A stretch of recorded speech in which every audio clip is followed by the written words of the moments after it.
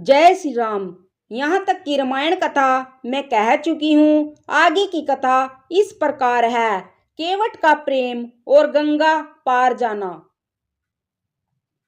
जिनके वियोग में पशु इस प्रकार व्याकुल हैं, उनके वियोग में प्रजा, माता और पिता कैसे जीते रहेंगे। श्री रामचंद्र जी ने जबरदस्ती सुमंत्र को लौटाया। तब आप गंगा जी के तीर पर आए। श्री राम ने केवट से नाव मांगी, पर वह लाता नहीं। वह कहने लगा, मैंने तुम्हारा मर्म जान लिया। तुम्हारे चरण कमलों की धूल के लिए सब लोग कहते हैं कि वह मनुष्य बना देने वाली कोई जड़ी है, जिसके छूते ही पत्थर की शिला सुंदरी स्त्री हो गई।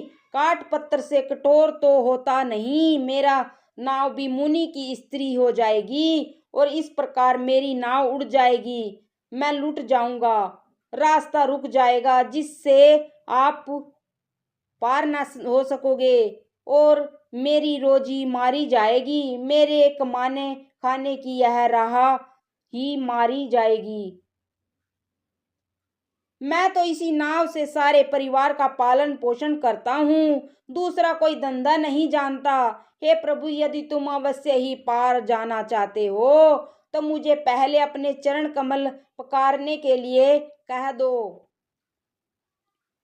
हे नाथ, मैं चरण कमलों को धोकर आप लोगों को नाव पर चढ़ा लूंगा। मैं आपसे कुछ उतराई नहीं चाहता। हे राम, मुझे आपकी दुहाई और दशरथ जी की सौगंध है, मैं आप सब सच सच कहता हूँ। लक्ष्मण भले ही मुझे तीर मारे, पर जब तक मैं पैरों को पखार ना लूंगा तब तक, हे तुलसीदास के नाथ, हे कृपालु, मैं पार नहीं उतरूंगा। केवट के प्रेम में लपेट हुए अटपटे वचन सुनकर करुणाधाम श्री रामचंद्र जी जानकी जी और लक्ष्मण जी की ओर देख कर हंसे। कृपा के समुद्र श्री रामचंद्र जी केवट से मुस्कुराकर बोले, भाई तू वही कर जिससे तेरी नाव ना जाए। जल्दी पानी ला और पैर धो ले, देर हो रही है, पार उतार दे। एक बार जिनका नाम स्मरण करते ही मनुष्य पार भव सागर के पार उतर जाते हैं, और जिन्होंने जगत को 3 पग से ही भी छोटा कर दिया था, वही कृपालु श्री रामचंद्र जी केवट का निहोरा कर रहे हैं। प्रभु के इन वचनों को सुनकर गंगा जी की बुद्धि मोह से खिंच गई कि ये साक्षात भगवान होकर भी पार उतरने के लिए केवट का निहोरा कैसे कर रहे हैं। परंतु समीप आने पर अपनी उत्पत्ति के स्थान पदनखों को देखते ही उनके पहचान कर देवी नंदी गंगा जी हर्षित हो गई। वे समझ गई कि भगवान नर लीला कर रहे हैं। इससे उनका मोह नष्ट हो गया और इन चरणों का स्पर्श प्राप्त करके मैं धन्य हो गई, यह विचार कर वे हर्षित हो गई। केवट श्री रामचंद्र जी की आज्ञा पाकर कठोते में भरकर जल ले आए।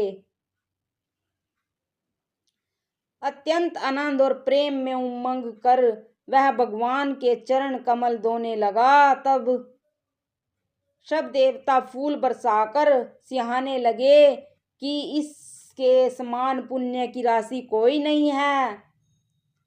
चरणों को धोकर और सारे परिवार सहित स्वयं उस जल को पीकर पहले अपने पितरों को भवसागर से पार कर फिर आनंद पूर्वक प्रभु श्री रामचंद्र जी को गंगा जी के पार ले गया। निषाद राज और लक्ष्मण जी सहित श्री सीता जी और श्री रामचंद्र जी नाव से उतरकर गंगा जी की रेत में खड़े हो गए। तब केवट ने उतरकर दंडवत की। प्रभु को संकोच हुआ कि इसको कुछ दिया नहीं।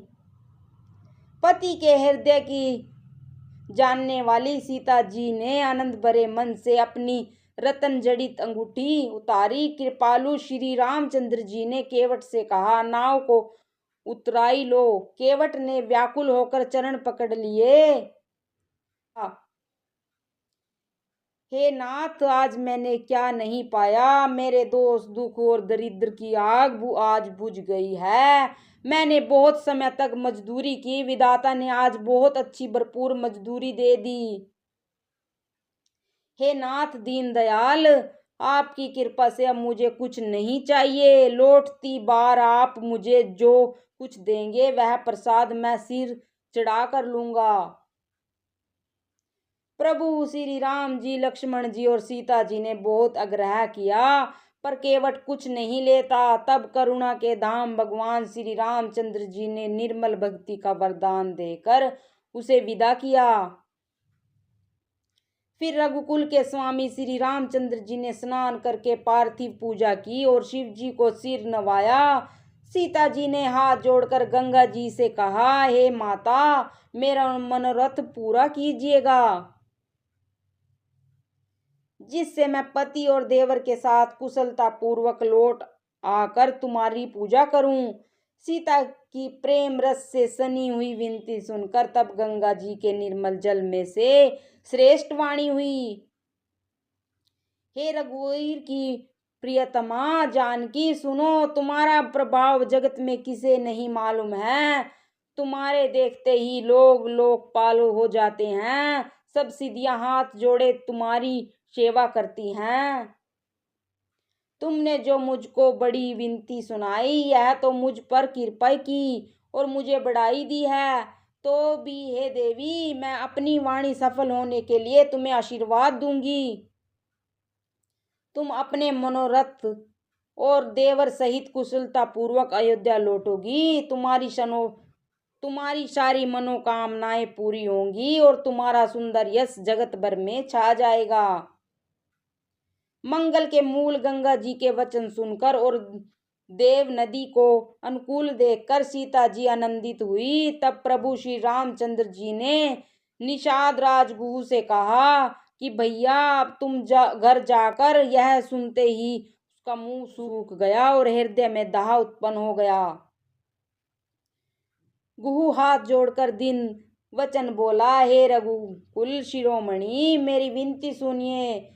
मैं नाथ के साथ रहकर रास्ता दिखाकर चार कुछ चरणों की सेवा करके, हे रघुराज, जिस वन में आप जाकर रहेंगे वहां मैं सुंदर पर्णकुटी बना दूंगा। तब मुझे आप जैसी आज्ञा देंगे। मुझे रघुवीर की दुहाई है, मैं वैसा ही करूंगा। उसके स्वाभाविक प्रेम को देखकर श्री राम जी ने उसको साथ ले लिया। इससे गुहू के हृदय में बड़ा आनंद हुआ। गुहू ने अपनी जाति के लोगों को बुला लिया और उनको संतोष करा के तब उनको विदा किया। जय श्री राम।